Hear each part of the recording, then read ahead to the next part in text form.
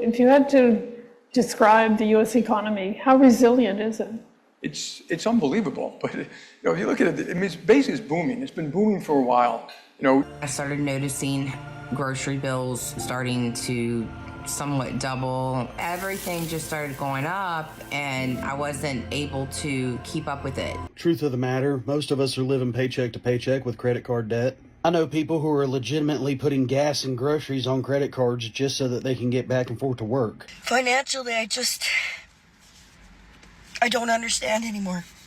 I don't understand how I make $34 an hour and I can't function. I can't function. I can't pay my bills. I can't even literally keep gas in my car to get to work. Can somebody explain to me in crayon eating terms why I make over 3 times the federal minimum wage and I cannot afford to live? Different stories, different assessments of the strength of the economy. It's an economy that seems to be clicking on all cylinders for a few, while millions more, the majority of us, are suffering. There are CEOs and politicians that tell us it's never been better, but things have just gotten a lot harder for the average person. And the average person is working harder and longer at sometimes multiple jobs and side hustles and still is coming up short at the end of the month. And we're being told that the economy, it's doing great.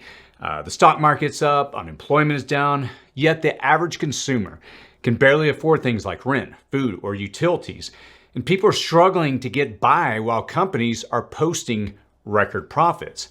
So where is all this headed? Who is really benefiting from these strong reports? A lot of people, they're struggling right now, and there doesn't seem to be help coming on the horizon. Let's talk about it and stick around to the end, where we'll discuss a couple of practical solutions that you can plug in right now to change your future.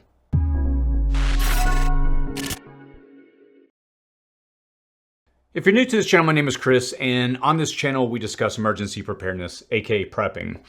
As someone who views myself as a prepper, I look at this lifestyle not from the traditional perspective of what it means to be a prepper, just storing up beans, bullets, and band-aids for some future apocalyptic scenario, and I thrive on conspiracy theories, but rather I see being a prepper from the perspective of being a father that is watching life getting harder by the day. I mean, there are plenty of issues on the horizon. I mean, we all can agree to that, but sometimes worrying about things that are out of our control, it really only adds to the anxiety and the frustration when it's hard to deal with what's right in front of us. I mean, I see the existential issues such as division within my country, to things like nations that are ratcheting up war rhetoric and talking about openly nuclear war, supply chains that are collapsing, which is driving up the price of everything, to the impact of global warming, which is having profound impacts on our food production, to being a father with 3 young children that are facing a very uncertain and difficult future. But I find peace and comfort in being a prepper as I realize it can help me navigate through all of that, because it's about maximizing the utilization of your resources, having the right resources available to you, and then finding ways to keep resources flowing to you. And I wanted this video to address a real problem that many face, and it's not just exclusive to the preparedness community, but it feels like every day really brings something like an email from someone that's seeking advice on preparing for their financial struggles. In my social media feed, I'm constantly seeing stories of individuals grappling with overwhelming medical debt, parents unable to cover school lunch costs for their children, individuals facing eviction due to unaffordable rent, GoFundMe sites to cover funeral or medical costs, and those nearing retirement age who find themselves unable to secure employment with adequate pay or benefits. And it's disheartening to hear about so many people that are facing these financial struggles. And it's really a stark reminder of the economic challenges that many individuals and families are facing, despite working hard and trying to make ends meet. And it's not just here in America either. We see similar stories worldwide because the financial system that everything is built upon and everything revolves around has no borders except for a border to entry into the higher ranks of it. And for the average person, rents are high, housing is unaffordable, retirement accounts are becoming a luxury item, and wages, they haven't really risen in decades, but the cost of everything from eggs to bread to gasoline has skyrocketed. For example, restaurant prices on average are 20% higher than they were just 2 years ago. Rents are 36% higher than they were just 5 years ago. And even though the federal minimum wage hasn't gone up in a decade and a half, the cost of everything else has. A person making 3 or 4 times the federal minimum wage is still struggling today. But somehow, when the federal minimum wage was enacted in 1938, mandating 25 cents per hour, it was enough for one parent to work, one to stay at home in a home that you could afford with food on the table. So what's changed? So where do we lay all the blame for all of this that's happening? The best I can say is that it's a little of this, a little of that, and a lot of blame without much actual action from those who are in a position to help reduce the plight of those impacted. If you don't have money, you might blame the rich or a lopsided tax equation. If you're super rich, you might blame social safety nets. If you're struggling, you might blame your employer, the system, or a political party. I mean, yeah, we could get into the specifics as to what is causing this, and we're probably in alignment as to where the blame lies, but at the end of the day, you cannot eat blame. I'm more interested in trying to find solutions at this point in my life than to lay blame no matter where it may be or whether it's justified. But I think it's a safe bet to assume that the economy will likely continue on its current trajectory of creating a class of those who have and a class of those who do not have. And that divide will only deepen by the day. And look, I honestly hate saying this part out loud, but let's assume that our current predicament will probably worsen, at least into the foreseeable future, and I don't think that's an unrealistic perspective. So what do we do? If these conditions hold true, our ancestors who made that work for 25 cents an hour, they might be able to offer us some solutions, some insight. Let's kind of look at a couple of things that we can learn from that generation.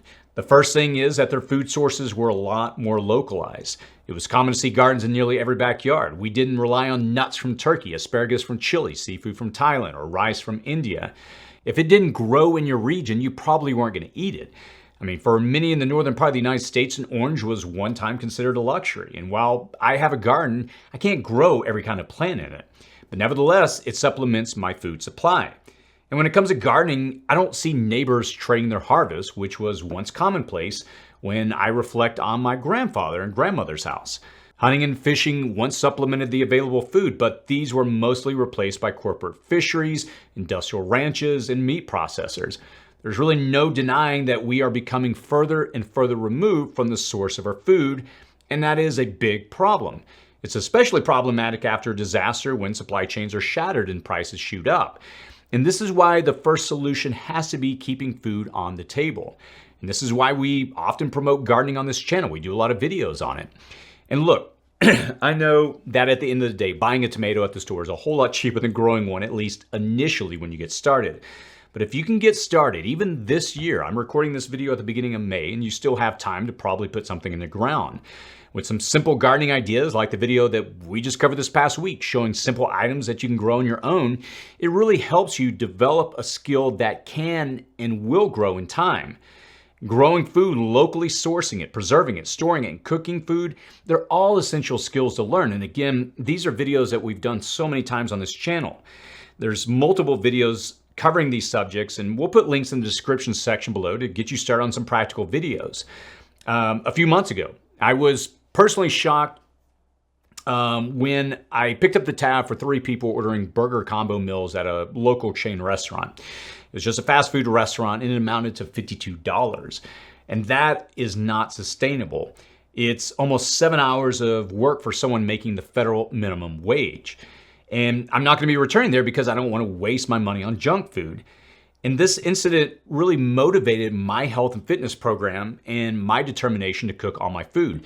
I'll probably do a video here on it soon on the channel. I'm 3.5 months into losing weight, eating healthy, and working out. And I do this because I realize at the end of the day, with the cost of everything going up, my health has to be a primary priority for me. If I neglect it, if I continue on an unhealthy path, and with the cost of everything going up, including medical, it's going to get real expensive when I have to go and start dealing with health issues. And that's why one of the biggest motivations for me personally to get my health in order, because I want to get ahead of it and take care of the only body that I have. Now, secondly, you have to understand how the struggles of so many people, even if you aren't one of them, will impact your future. Even if you're among the 54% of Americans with dedicated retirement savings, which are growing on paper, the actual value of that money is shrinking. Inflation is outpacing interest and appreciation, so your dollars will buy you less. Now, 40 years ago, a home price was just under $40,000, but today that same home will cost $250,000 or more, while incomes are simply not keeping pace. And these struggles to make ends meet, they transcend generations. Older generations are less likely to be able to retire, while younger generations are hesitant to commit to a system that is really biased against them. The generations in between bear the economic burden of caring for both the elderly and the young while striving to make things still work. But you see, it's increasingly impossible to go it alone.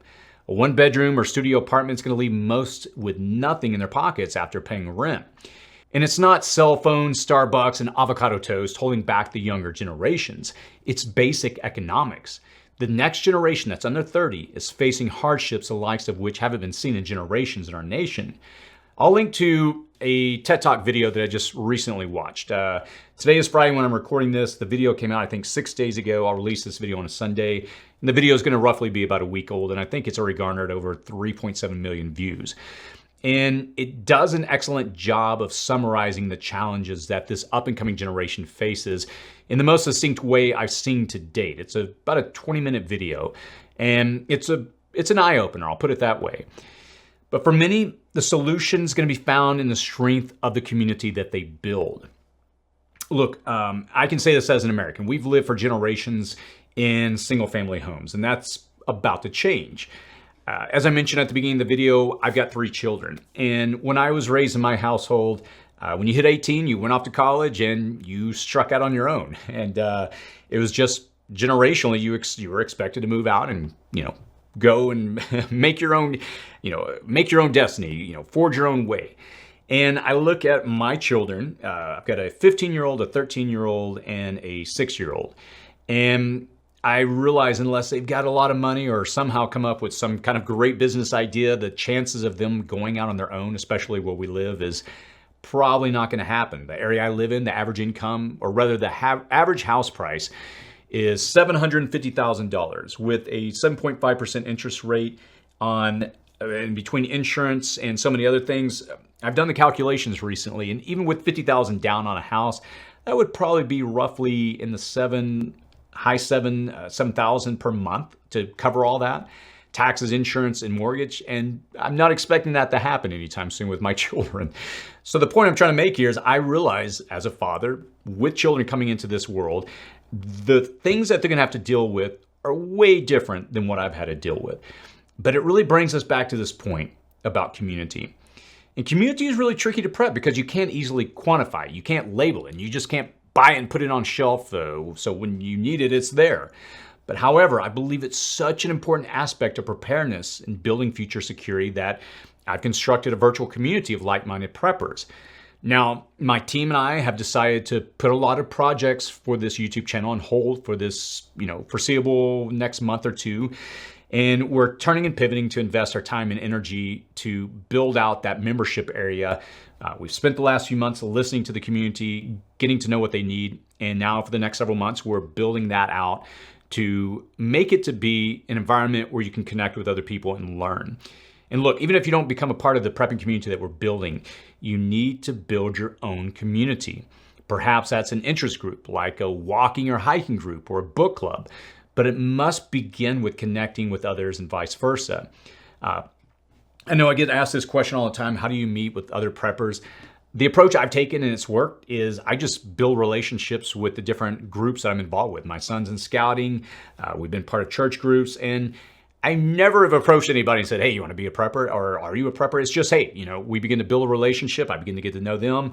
We share our concerns, and a lot of times I've shared what I've done, what I've learned, water storage, food. I brought it up in organic ways, and I've never forced it or made it an awkward conversation. And it's funny, and I've said this recently several times in videos as of late, the more I talk to people, it's no longer a fringe concept to be prepared to understand how to garden. All these things that maybe 5-6 years ago, people might look at you sideways, but I'm finding increasingly that people are very interested to hear more. And so I'm saying that because there's a lot of ways that you can connect with people and build those relationships. And even if you have an abundant garden, you can start by sharing your surplus with your neighbors. Then you can forge connections and trade something that you have for something they have. You want to ensure that others benefit from your abundance and you'll reap the reward of theirs. And even if you have nothing, you still have something to give. And that's could be your assistance, your time, your abilities, your knowledge, or your kindness.